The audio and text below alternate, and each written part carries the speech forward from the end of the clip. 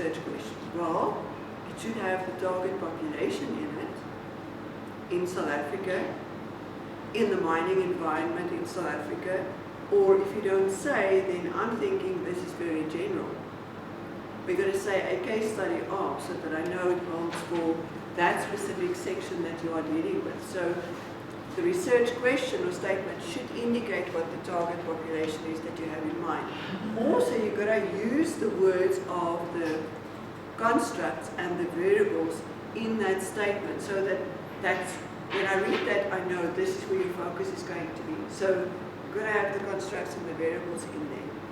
Let's spend some time on differences between assumptions, delimitations, and limitations.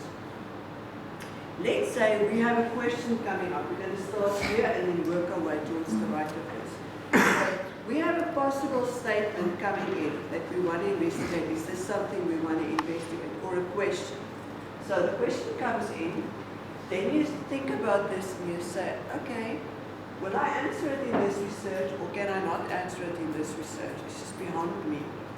So let's say you can answer it in this research. Then you say, is there enough knowledge about this? There is stuff in the literature where this is discussed, but what you need is empirical evidence for this.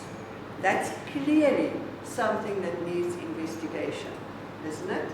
So a possible question that you want to answer in this research, there is existing information about this, but you've got to have empirical information added to that for your specific context. The mining environment, South Africa, SMMEs. Yes, put it in.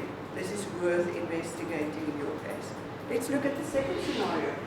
You have a possible question that you want to answer in this research. There is sufficient knowledge already. You don't require empirical evidence. So you've got to deal with that in the literature study. You don't have to see this as empirical because the information is already there. So it's going to form the background to the one here. Let's look at the other two scenarios. Here's a possible idea that you want to use, but you're not going to address that in your research. For two reasons. Number one, there is knowledge about this, but only to support an assumption. So you put this in as an assumption to your research. Remember earlier on when we said sometimes an assumption will just ring-fence the research. I'm assuming that I'm not going to deal with that. Under that assumption, I'm going to do my research. But you've got to state the assumption up front, and you've got to have a reference for that assumption. Now your reference you get from the knowledge to support an assumption. The last one. So a possible idea question that comes in, you're not going to answer this in your research. Why? There's no knowledge about this. That's a limitation. A limitation is there's nothing about this, so it detracts from the value of your research. That's how we distinguish between what should be a question, what is just part of the literature review, what is an assumption, and what is a limitation.